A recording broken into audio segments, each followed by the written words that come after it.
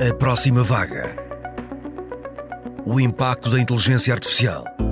Por Francisco Pinto Balsemão.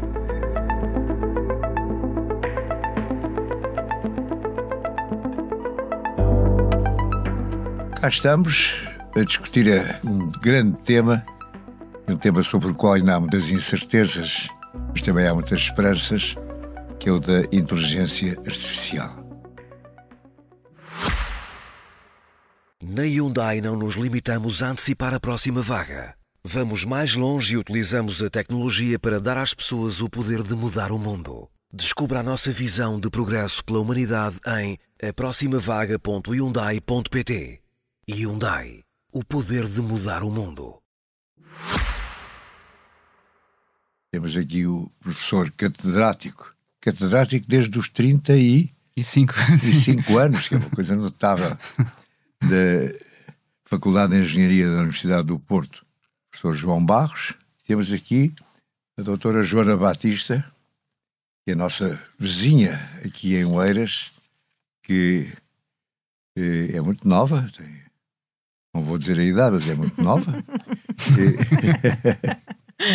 e que é atualmente vereadora na Câmara de Oeiras, Câmara Municipal de Oeiras, com o pelour das obras municipais, do ambiente, da qualidade de vida, da proteção civil municipal e, portanto, também da inteligência artificial que domina, ela tenta dominar tudo isto, não é verdade? Verdade. Estou muito grato que aqui estejam. Obrigada, é uma honra. E realmente isto é um tema muito, muito vasto, difícil de concentrar, vamos tentar fazê-lo, mas eu antes gostava de os ouvir falar um bocadinho. Como é que chegou aqui? Porquê é que está aqui? Quer dizer, quais são os passos fundamentais da sua carreira, professora? Tive sempre muita dificuldade em decidir o que é que queria fazer na vida e tive a felicidade de ter andado no Colégio Alemão do Porto, onde a formação que nós... Sie sprechen Deutsch? Sehr fließend, weil ich musste. Porque tinha que ser. Mas com muito gosto, porque de facto essa formação alemã ajudou-me muito a pensar de forma estruturada, mas ao mesmo tempo também de uma forma humana. E quando decidi ir para a engenharia, estava ainda com o coração ligado à música, temos isso em comum. e portanto acabei por fazer as duas coisas, e depois mais tarde na engenharia eletrotécnica interessei-me muito por telecomunicações, e quando surgiu a ideia de ligar as telecomunicações aos transportes e à mobilidade e ligar os veículos todos entre eles, pareceu-me que tinha chegado à altura de passar à prática e construir sistemas e construir redes, e foi assim que cheguei à mobilidade e à inteligência artificial aplicada à mobilidade. Entretanto, também criou 2 startups, não foi? É verdade, naquela altura em que nós estávamos com a Troika, os alunos estavam muito, muito desanimados e a pensar deixar o país, e numa festa de Natal eu senti que era preciso fazer alguma coisa, e então disse assim de forma um pouco impensada, disse aos alunos em 2012, vamos pegar nas tecnologias que fizeram e vamos levar para o mercado, e não fazia a mínima ideia como é que isso se fazia. Mas disse em janeiro, vamos começar, e imediatamente o nível de energia e entusiasmo na equipa aumentou, e então foi assim que de facto criámos 2 empresas, e uma delas precisamente ligada à mobilidade em rede, e a utilizar a inteligência artificial para melhorar os nossos transportes. E essas empresas se ingraram, ainda existem? É verdade, nós na altura levantámos cerca de 45 milhões de dólares de capital de risco americano. É bom dinheiro. Em Silicon Valley e em Nova York, e ao longo de 10 anos fomos construindo a plataforma, chegámos a ter grandes empresas automóveis como nossas clientes, e em 2022 fomos adquiridos por uma empresa israelo-americana, precisamente também da área da mobilidade e da inteligência artificial. Portanto, hoje em dia já não tem nada a ver com isso. Portanto, hoje em dia eles têm um grande centro de engenharia no Porto, que eu colabora com eles? Sim, colaboro também, e deixei de fazer parte dos quadros da empresa em setembro porque me queria também dedicar a outras coisas, mas tais como? Tenho outras coisas, tais como? Em particular é toda esta revolução da inteligência artificial generativa, e tenho passado uma boa parte do meu tempo em muitas empresas de vários setores a aplicar a inteligência artificial, esta nova onda, nova vaga de inteligência artificial a essas indústrias. E a doutora Joana Batista? Bem, eu sou uma indígena de Oeiras, resido cá há 43 anos E aos 18 anos entendi por bem ir para a Faculdade de Direito para se ingrar na magistratura. E a coisa melhor que fiz na vida foi ter feito um curso de preparação para a magistratura para ter decidido que não ia ser feliz na magistratura. E perceber que sou feliz mais próxima do território, mais próxima das pessoas, porque na realidade eu sou uma humanista. Preciso de sentir as pessoas, preciso de percepcionar a sensibilidade, as emoções. E na realidade, aos 25 anos, fui para a Câmara Municipal de Oeiras, que de facto é uma Câmara de referência no nosso país, e que tenho lá estado desde essa altura, e aos 37 anos fui convidada pelo Presidente Isaltino para estar com ele como vereadora, com os pelouros que acabou de mencionar, onde está a área da mobilidade. E a área da mobilidade envolve e abrange tudo o que acontece e aconteça em matéria de inteligência artificial? Bem, tem um interesse especial por esta matéria? Eu diria o seguinte, eu sou uma humanista, portanto declaro já aqui todos os meus interesses. É um debate, não é? É um debate. Eu gosto muito de viajar, conheço muitas realidades, para além do Oeiras. Estava há pouco a partilhar aqui com o João que tive no mês passado em Las Vegas, na maior feira de tecnologia do mundo. Sim. Estive em São Francisco, onde se consegue perceber aquilo que é um território onde vinga uma visão pragmática, naquilo que é o planeamento, o projeto e a construção da cidade. Pragmática. No sentido de planearmos determinado paradigma e materializarmos. Ora bem, ao final de uma semana eu regressei a Portugal. É outra visão que temos. E, na realidade... E quando chegou cá ficou desapontada e triste? Eu fico sempre desapontada. Eu quando saio do aeroporto fico sempre desapontada. Sim. Fico sempre desapontada porque podíamos ser muito mais e melhores. Mas não somos. Sim. Porque na realidade somos engolidos por muita inércia, por muitos receios, por muitas inseguranças que estão um pouco por toda a classe política e pelos nossos governantes. Mas na realidade a inteligência artificial, e é importante dizer isto, para mim é mais uma ferramenta que está ao serviço das pessoas.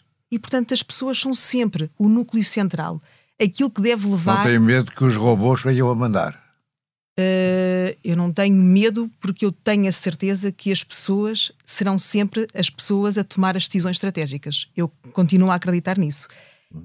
E eu entendo, e pelo aquilo que eu já vi, naturalmente já se avançou muito na área da tecnologia. Pouco ainda é do domínio público, está tudo muito em voga, porque na realidade a inteligência artificial está paulatinamente a ser democratizada, que é que não falou com a Siri no iPhone, mas na realidade é importante que os municípios, as câmaras municipais onde eu sou autarca, as instituições públicas e privadas acompanhem esta evolução da tecnologia e a implementação da inteligência artificial. Mas temos que saber, com um elevado escrutínio, aonde é que a inteligência artificial aproveita o planeamento da cidade e a concretização da mesma. Não podemos fazer grandes derivações.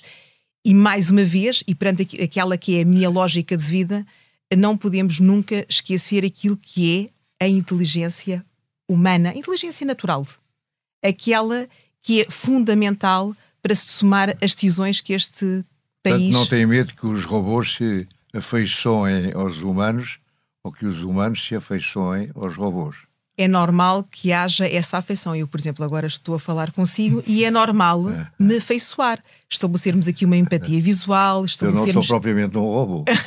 É verdade. Mas nos casos não automóveis, nós temos aí as ruas cheias de pessoas afeiçoadas aos seus veículos. Portanto, é verdade. Não eu em São Francisco andei num veículo autónomo e afeiçoei-me também. Era bom vê-lo em Lisboa. E essa afeição neste momento tem um custo muito, muito elevado, porque se nós pensarmos no nosso sistema de mobilidade, neste momento é um sistema completamente insustentável. Não é? Se nós pensarmos que existem 1.400 milhões de veículos no mundo e que cerca de 76% são veículos privados e estão parados 95% do tempo, ou seja, só são utilizados 5% do tempo, se pensarmos que são desenhados para levar 5 pessoas ou até mais e muitas vezes só levam uma ou duas, sim, vemos que estamos a fazer uma utilização muito, muito ineficiente e má para o ambiente. Porque que seria se estivessem todos a ser utilizados ao mesmo tempo? Seria uma desgraça. Mas aí é que a inteligência artificial nos ajuda, porque existem estudos, nomeadamente do MIT em Singapura, que mostravam que se nós tivéssemos frotas de veículos partilhados que com inteligência artificial seguiam as melhores rotas para ir buscar as pessoas e levar as pessoas, uma espécie de Uber, mas digamos, muito mais alastrada à cidade toda, o que se conseguiria era dar exatamente o mesmo serviço de mobilidade às pessoas com 10 vezes menos veículos. Com grave prejuízo dos fabricantes de veículos e dos vendedores de veículos. Há todo um ecossistema e uma indústria, naturalmente, que terá que ser adaptada e revista. Aliás, há tentativas dos grandes fabricantes de automóveis de se tornarem fornecedores de serviços de mobilidade, nem sempre com melhores resultados, mas de qualquer forma aí, de facto, a pandemia acabou por atrasar e recuar um sistema de mobilidade que poderia ser muito mais sustentável com a ajuda da inteligência artificial. Mas, João, há 30 anos que existe entre São Francisco e Silicon Valley uma autoestrada com um corredor base. Portanto, um corredor uma faixa dedicada ao transporte coletivo. Há 30 anos, seguramente, que há 5, a autoestrada que percorre Lisboa, Oeiras, Cascais, em que se fala também da implementação de um corredor base. É uma medida que salvaguarda as alterações climáticas. É uma medida que salvaguarda a componente e a dimensão da mobilidade. Por que é que ainda não foi implementada? E isto tem alguma coisa a ver com a inteligência artificial? Absolutamente. Porque serve as pessoas. Doutor. Serve as pessoas, serve a dimensão de levarmos, por exemplo, através de veículos autónomos, um bus autónomo, na A5, em que leva as pessoas naturalmente ao seu trabalho. E na realidade nós já utilizamos a inteligência artificial todos os dias quando estamos a usar os sistemas de navegação, quer do telemóvel, quer do veículo. E tivemos várias vagas de inovação. A primeira seria termos mapas digitais, não é com imagens por satélite, onde a inteligência artificial é utilizada para detectar ruas, saber distinguir entre ruas e casas e por aí adiante. Depois, num nível seguinte, utilizamos algoritmos para encontrar o melhor caminho entre o ponto A e o ponto B. No caminho a seguir, olhamos para milhões e milhões de percursos anonimizados de pessoas e vemos, às 6 da tarde, normalmente há fila de trânsito ali, por isso eu consigo desviar-me ou recalcular a rota para evitar essa fila de trânsito. O nível seguinte, depois, é a informação em tempo real, em que agora já sei, olha, houve um acidente ali, houve um acidente acolá. Vamos reajustar novamente as rotas das pessoas para distribuir os veículos por todas as estradas. Portanto, isso foi acontecendo, e depois até há a possibilidade do veículo se conduzir a si próprio, e aí entra também a questão da segurança, é que nós de facto com algoritmos de inteligência artificial conseguimos reduzir dramaticamente o número de acidentes e com isso o número de mortes que ainda continuamos a ter. Portanto, em sua opinião, o ser humano não devia conduzir os veículos? Eu sou um proponente ou um defensor do modelo que está a seguir Singapura neste momento, que basicamente dividiram a cidade em bairros, em que em alguns desses bairros só circulam veículos autónomos. Portanto, não se tenta que os veículos autónomos tenham que lidar com os condutores humanos. E depois, à medida que esse serviço partilhado por veículos humanos for se tornando mais popular, pode-se alastrar depois esse serviço e aumentar esses bairros até que cubram a cidade toda. E acha que isso era possível? Neste momento desejável? Neste momento já há muitas... Já acontece? Sim. Já acontece soluções mistas, naturalmente. Em São Francisco, eu acabei de andar há 2 semanas atrás num veículo autónomo que naturalmente convive e vive com a cidade no seu esplendor. Portanto, não há bairros individualizados para os veículos autónomos. Os veículos autónomos estão num sistema de partilha. E o seu veículo autónomo, aquele que utilizou, como é que lhe dava ordens? Não dava ordens, eu é que lhe dei a ordem através de uma aplicação. Como é que lhe dava ordens a ele? Disse-lhe a ele, dei-lhe a ordem de que queria ir para determinado sítio e ele conduziu-me com a máxima segurança. E foi por voz ou por... Não, pela aplicação. Pela aplicação. Pela aplicação. Mas pode ser por voz. E não ia ninguém a conduzir. Ia ninguém a conduzir. Certo. E eu senti-me absolutamente... E sentiu-se segura? Segura. Senti-me segura. Mas tem uma série de problemas. Mas tem vários problemas.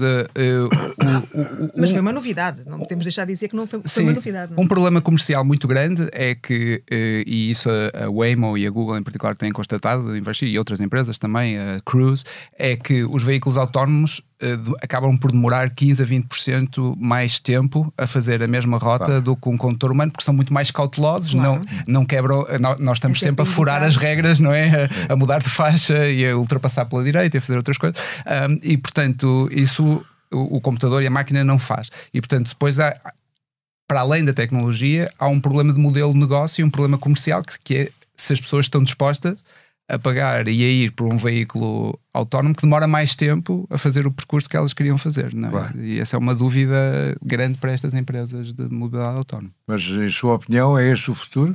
Eu considero absolutamente que o futuro são veículos partilhados com recurso da inteligência artificial para otimizar a utilização desses recursos, até porque, mesmo do ponto de vista económico, a partir do momento em que um veículo faz parte de uma frota que é gerida por uma empresa, muito rapidamente vai ser um veículo muito mais bem gerido do ponto de vista de eficiência e de custos do que um veículo gerido por uma pessoa particular.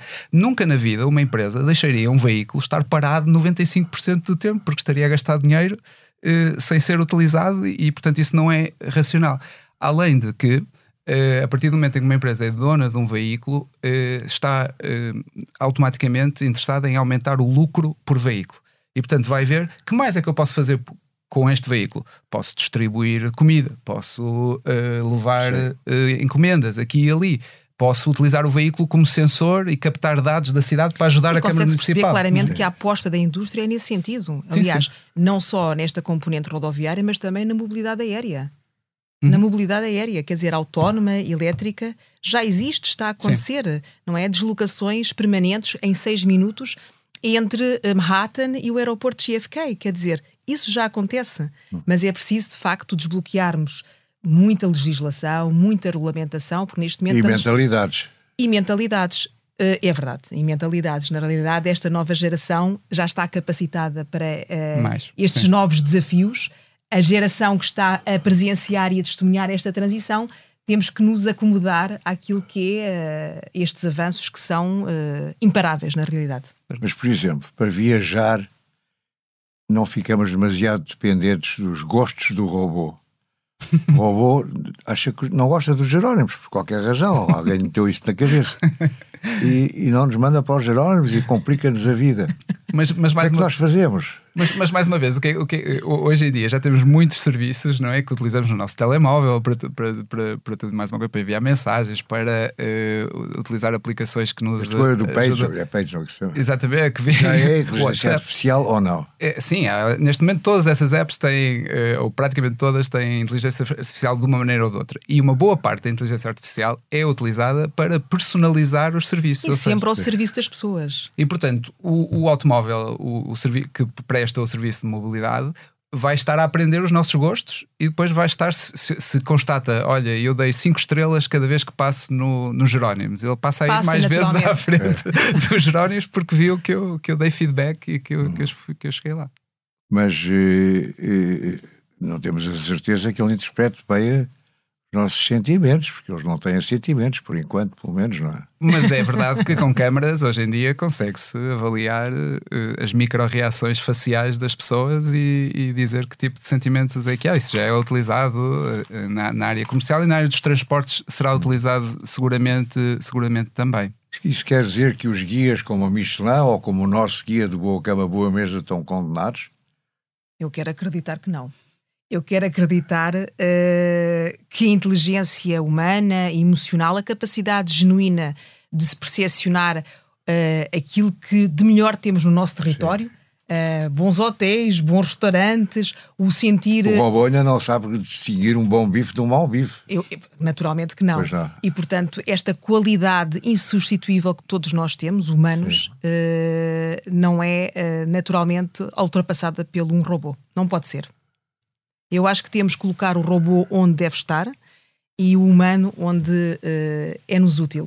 Já houve robôs que choraram quando pensaram que iam ser destruídos, não foi? Já há um caso. Eu vou chorar quando isso acontecer, doutor. Eu vejo neste momento sobretudo uma enorme aceleração de todas as atividades profissionais, e nesta área da mobilidade, na área do turismo, a velocidade com que nós hoje conseguimos, nomeadamente, pedir ao ChatGPT para nos fazer um itinerário, para nos enviar por aqui e por ali e tudo mais. E, portanto, levanta-se, obviamente, uma questão legítima, que é quem é que toma as decisões relativamente a que recomendações, pensando agora, por exemplo, no turismo, ou mesmo na mobilidade, quem é que vai decidir se recomenda passar pelos Jerónimos ou não, e neste momento é a OpenAI na Califórnia, que para quem está a usar ChatGPT, que vai calibrar o algoritmo de alguma maneira. E, portanto, nós estamos a ser comandados pelo outro lado do mundo. Exato, portanto, quem é que manda? Ou pelo menos fortemente influenciados, isso sem dúvida. Naturalmente. E portanto, quem manda são eles. Nós temos formas, não é? De qualquer forma, de contrariar essas formatações, digamos, ou essas influências. Importantíssimo. E, nomeadamente, é um problema cultural, porque nós queremos preservar a nossa cultura, a nossa língua, a nossa maneira de estar. Mas para não sermos tão influenciados, é fundamental que a origem das decisões provenha de onde estamos. Não é? Isso é óbvio, mas quer dizer, provenha, não é? Como é que se consegue isso? Porque na realidade nós temos muito conhecimento em Portugal, ao nível da investigação, ao nível dos empreendedores, dos empresários, mas depois falta-nos o pragmatismo para a concretização, razão pela qual somos influenciados pelo outro lado do mundo na concretização. Há também uma questão de escala, não é? Eles têm um volume de capital e um mercado gigantesco e, portanto, têm outra capacidade de escalar plataformas e negócios. Agora, o que nós podemos exigir é que essas plataformas, por um lado, expliquem como é que chegam a determinadas decisões e nos permitam também fazer configuração. Ou seja, é possível hoje, com o ChatGPT, por exemplo, eu próprio criar o meu próprio robô, o meu próprio bot, em que coloco lá informação que eu considero que é informação correta e fidedigna, e o bot, o robô, vai privilegiar essa informação em relação às outras coisas que a OpenAI utilizou para criar o modelo do ChatGPT. E, portanto, eu tenho é que salvaguardar que existe essa possibilidade de fazer essa configuração. Mas voltando ao turismo, eu passo a depender se o robô gosta ou não gosta de um monumento para ir ou não visitar o monumento. Sim, isso... Quem diz um monumento diz uma praia ou diz uma paisagem ou diz... Numa primeira utilização é isso, e obviamente depois há toda uma questão de monetização, que é alguém vai pagar ao robô para recomendar este restaurante. E também pode haver regras que não sejam muito claras, não é? E a dúvida é em que é que isso é diferente, por exemplo, do Google Maps me apresentar X restaurantes com mais estrelas ou menos estrelas que foram classificados pelos utilizadores. Pode ser eventualmente menos óbvio do que aquilo. Nós hoje olhamos para estas plataformas um bocado como um repositório do conhecimento coletivo das pessoas que foram àquele restaurante. Quando for um bot, temos que garantir que isso continua a ser verdade quando for um bot a recomendar um determinado restaurante, eu saber de onde é que ele chegou àquela classificação ou àquela recomendação. Estamos a falar de mobilidade, mas sobretudo estivemos a falar de mobilidade terrestre. Mas também há todo o problema da navegação marítima e da navegação aérea. Até que ponto é que a inteligência artificial está a entrar na navegação marítima ou na navegação aérea? Eu tenho um exemplo paradigmático. No ano passado, o Eiras, o nosso concelho, foi escolhido pela empresa Magellan 500, que é a empresa consórcio promotor do novo aeroporto de Santarém. Sim. E escolheu o Eiras para desenvolver um meio de mobilidade elétrica, aérea, inovadora, para transporte de passageiros. E o objetivo é, logo que a regulamentação esteja estabilizada, instalarmos em Eiras vertiportes para base de veículos elétricos. Instalámos em Eiras o quê? Para instalarmos vertiportes. No fundo, com base de veículos elétricos com descolagem vertical. E isso é uma coisa fantástica para aquilo que é o core deste município. São helicópteros? É um género de helicópteros que não é preciso sequer condutor. Não têm pilotos? Não têm piloto. E acabei de os ver, também há 2 semanas atrás, veículos absolutamente autónomos em que uma pessoa entra na aeronave, há a descolagem vertical, uma só pessoa, a nave fecha e descola. Portanto, que teoricamente, pelo menos é a mesma coisa que os drones, não é? É tal e qual. E para os drones há imensas utilizações que utilizam a inteligência artificial, nomeadamente monitorização de infraestruturas, por exemplo, quando temos os parques eólicos com aquelas ventoinhas enormes lá em cima, pagar a uma pessoa para subir lá acima para verificar é caríssimo e perigoso, e portanto hoje em dia já muita dessa manutenção é feita com drones que vão tirar fotografias e analisar automaticamente com a inteligência artificial. Depois eu tive o ano passado no Ruanda 2 vezes, que se está a tornar... No Ruanda? Exatamente, no coração da África temos um país que de facto está a tornar-se uma zona económica especial que permite a experimentação de novas tecnologias. E há uma empresa que está a fazer distribuição de medicamentos e também de sangue para os hospitais através de drones, que são também eles com inteligência artificial geridos dessa maneira. E portanto nós vamos ver cada vez mais também distribuição de mercadorias. Sim, estas soluções de mobilidade aérea serão formas futuras, não é, de transporte de excelência. Irão potenciar muito o turismo e designadamente o turismo empresarial que o nosso país tanto precisa. Mas agora diga uma coisa, nós não vamos ficando cada vez mais dependentes da autorização, entre aspas, da inteligência artificial para fazer seja o que for? Eu acho que há um aspecto, digamos, mais macro de regulação, em que, obviamente, serão os nossos vereadores e as nossas câmaras municipais, presidentes das câmaras e deputados que legislarão. No entanto, onde eu vejo riscos é na automação, não é? Eu quando dou formações de inteligência artificial para executivos na Porto Business School, gosto de mostrar o desenho animado da Disney do Rato Mickey com a vassoura, em que o mestre do Rato Mickey, o aprendiz de feiticeiro, o mestre vai-se embora e ele põe o chapéu e cria uma vassoura que leva a água do poço. O problema é que ele adormece e a vassoura continua a encher, e depois ele resolve destruir a vassoura e a vassoura desmultiplica-se e de repente tem milhões de vassouras a levar a água e o mestre volta e tem que resolver o assunto. E aqui com a inteligência artificial nós temos de facto esse risco, que é tal como a vassoura, temos um bot, um robô, não é? Que recebe instruções para fazer atingir determinado objetivo e vai perseguir aquele objetivo sem qualquer dó em relação a qualquer outras questões, se não for programado para isso. Além disso, o software consegue escrever-se a si próprio e portanto pode criar novos bots e portanto nós vamos ter que estar muito, muito, muito atentos e muito vigilantes e supervisionar todos estes sistemas, não é? Agora, a inteligência artificial nesta área, mas também noutras, pode ser utilizada para fazer previsões, para prever, para adivinhar o futuro. Naturalmente.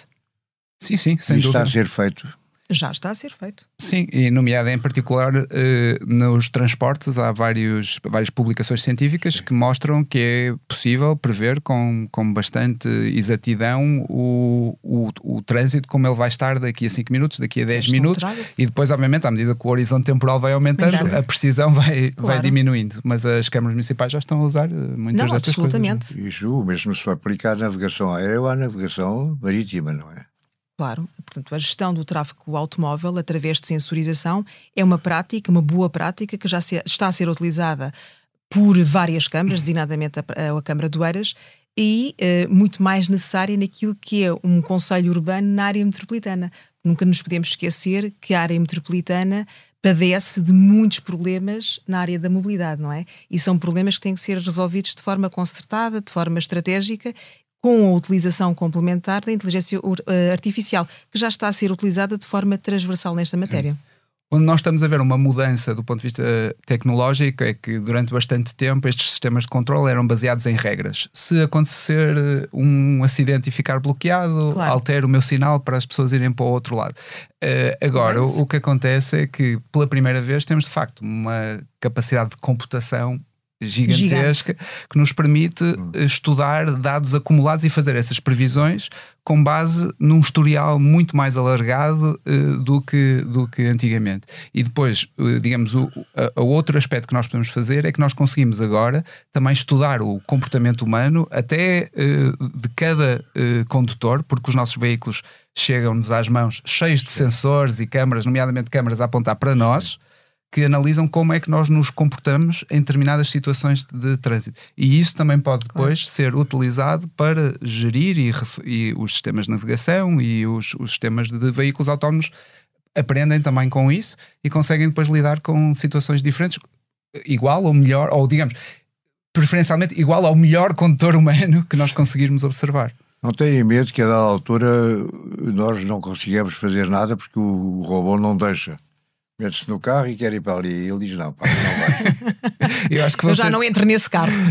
Eu, se isso me acontecesse, eu desconfiava que houve algum ser humano que controlou o meu veículo, e esse é talvez esse é o ponto. Esse é outro ponto que eu queria abordar, que é muito importante, é a utilização malévola da inteligência artificial em geral e deste nosso tema em especial. Claro. Pode acontecer. Sim, a cibersegurança já aconteceu. É um tema crítico. Já aconteceu, nomeadamente, um estudante manipular, penso que foi na Polónia, o sistema de sinalização dos elétricos e causaram um acidente. Exatamente. Não foi necessariamente uma utilização de inteligência artificial aí, mas foi conseguir entrar numa rede protegida e alterar os sistemas de controle.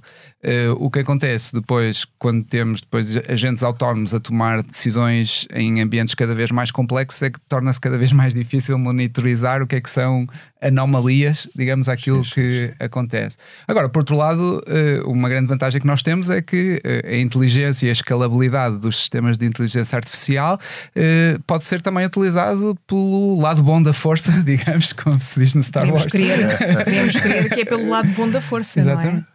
Para conseguirmos também processar cada vez mais sinais e conseguir detectar anomalias e comportamentos malévolos mais cedo. Em prol do território das pessoas. O estado atual do mundo, que está, quanto a mim, o mundo está feio, não é? Por toda a parte, na Ásia, na América Latina, da Europa, da guerra da Ucrânia, Israel, etc, etc. O mundo está feio. A inteligência artificial pode servir para melhorar um pouco este mundo em que vivemos, ou também pode ser usada para malevolamente piorar as coisas. Qual é o vosso palpite? Estamos a acabar. Temos de ter uma atitude positiva. Então, qual é o seu... como é que gostava que fosse? Vou começar pelo início. Eu sou uma pessoa que aposto muito nas pessoas, acredito nas pessoas, acredito na inteligência artificial, acredito nos desafios, nos benefícios, nas vantagens, mas considero que a inteligência artificial será sempre complementar e tem que ser utilizada, bem utilizada. E não afeta a sua mobilidade, que é a palavra-chave desta nossa conversa. Tem que afetar positivamente ao meu serviço, para aquilo que eu pretendo, não me desviando daquilo que é a minha intenção e o meu objetivo. Mas aquilo que pretende pode não ser o que os outros pretendem, é o que a comunidade pretende. Mas a inteligência artificial tem que ser ao serviço das pessoas e, portanto, tem que ser... Quem é que decide qual é o bom serviço? Pois, a respectiva regulamentação e as pessoas. A inteligência humana, a inteligência natural, o bom senso, a razoabilidade, quem conhece o território, quem está próximo das pessoas. São as pessoas que decidem a sua respectiva regulamentação. Ó, doutor, não me vai desviar da minha atitude positiva perante a vida. Isso é um ato de fé.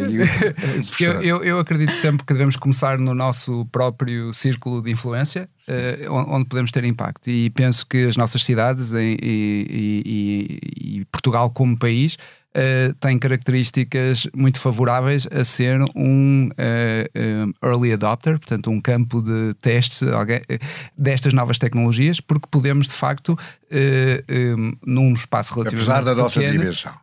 Apesar da nossa dimensão. Eu acho que a nossa dimensão aí é um fator favorável, porque é muito mais difícil num país grande como a Alemanha ou às vezes até nos Estados Unidos nós conseguirmos fazer testes e protótipos e plataformas. Nós somos um país fantástico. E dou-lhe o exemplo, a nossa empresa, a Veniam, só foi possível porque no Porto duas administrações da Câmara diferentes apoiaram-nos e permitiram-nos colocar dispositivos de comunicação nos autocarros e dar acesso à internet grátis às pessoas. Quem foram os presidentes da Câmara? Na altura era o Rui Rio e o Rui Moreira. E quero salientar também o vereador Filipe Araújo, que foi sempre um apoiante incansável. E a STCP, uma excelente empresa de transportes e mobilidade, muito inovadora, que nos permitiu transformar a rede de autocarros numa rede de internet, numa rede de objetos em movimento ligados ligados uns aos outros, e foi com essa prova de conceito, provar que era possível ter uma rede à escala urbana que oferecia internet às pessoas e captava dados para cidades inteligentes, que nós conseguimos depois ir buscar o capital de risco ao exterior. Nem sei como é que não foi no Porto, é porque não nos conhecíamos antes. Podia ter sido em Oeiras, o berço da tecnologia e da inovação. Não nego, mas de qualquer forma, isto para dizer que na área da inteligência artificial nós de facto temos grupos de investigação que estão a dar cartas a nível internacional do ponto de vista das descobertas científicas que fazem, temos startups também emergentes e há todo um ecossistema, havendo espaços em que do lado do setor público também se apoia a inovação e esta experimentação. Eu penso que nós podemos encontrar de facto alguns nichos, obviamente não vão ser todas as áreas, mas alguns nichos, em particular na mobilidade e no turismo, onde podemos fazer a diferença e ter resultados económicos também. O João está aqui a pegar um tema que é importantíssimo, que é os municípios, não é? Acompanharem esta evolução das tecnologias e acompanharem este sentido de empreendedorismo, porque nem todos os municípios estão predispostos a este sistema que é galopante, que é imparável. Sim. Da inovação, não é? E que alegadamente lhes retira algum poder. Não retira, não. Segundo eles. Pelo contrário, empodera. Por exemplo, vou-lhe dar o caso. O Oeiras sempre apostou na área da inovação da tecnologia. Só empodera o Oeiras, só empodera a região de Lisboa e o país. Porque está a fazer e bem. Não, tem que fazer. Não tem que fazer, Soutor, por uma razão. Eu estava a colocar a questão de maneira geral. Não era mas isto é fundamental para todos nós nos sentirmos empoderados, sermos diferentes e ser uma bandeira que publicitamos além fronteiras. É esta atitude que deve vingar dos portugueses. A nível mundial, deixe-me só dizer, tendo estado, como dizia há pouco, algumas vezes em África no ano passado, eu penso que a nossa percepção ocidental é muito diferente do que eu estou a ver no sul global. E, portanto, há uma onda muito maior de esperança que eu vejo nos estudantes com os quais trabalho, nomeadamente no Ruanda, e uma onda de startups. E eles têm a vantagem, muitos desses países, que não estão a trabalhar sobre cidades que têm centenas, se não milhares de anos, como nós, e sistemas que já estão instalados, que às vezes atrasam a inovação. Eles podem começar, digamos, do zero e fazer distribuição por drones e fazer serviços partilhados de mobilidade, porque não têm, digamos, todo o investimento que já existiu antes em infraestruturas antigas que é preciso reaproveitar e reutilizar. E, portanto, cada cidade é uma cidade, cada país é um país, e eu penso que nós, como Portugal, temos que fazer o nosso trabalho de casa, que é olhar para onde é que imaginamos que vai estar o mundo daqui a 10, 15 anos nesta área, como é que Portugal se posiciona de forma a ser competitivo e a dar bem-estar e uma vida boa e saudável às pessoas. E penso que há um grande trabalho que é preciso ser feito nessa área. Mas nada melhor do que estas duas profissões de fé na inteligência artificial e no que ela pode fazer para acabar com esta tão interessante e inteligente, da vossa parte, claro, conversa. Muito obrigado pela vossa participação. Muito obrigado, foi uma honra. Obrigada.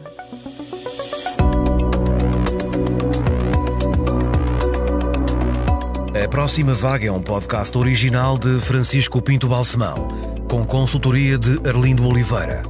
A sonoplastia é de João Luís Amorim e a capa de Mário Henriques.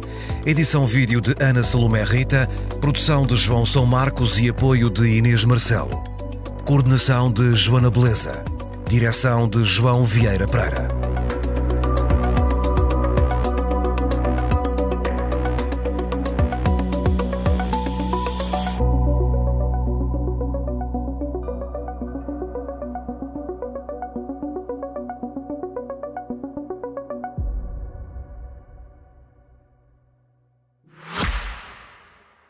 Na Hyundai não nos limitamos a antecipar a próxima vaga.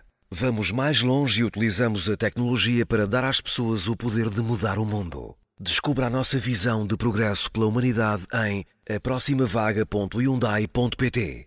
Hyundai, o poder de mudar o mundo.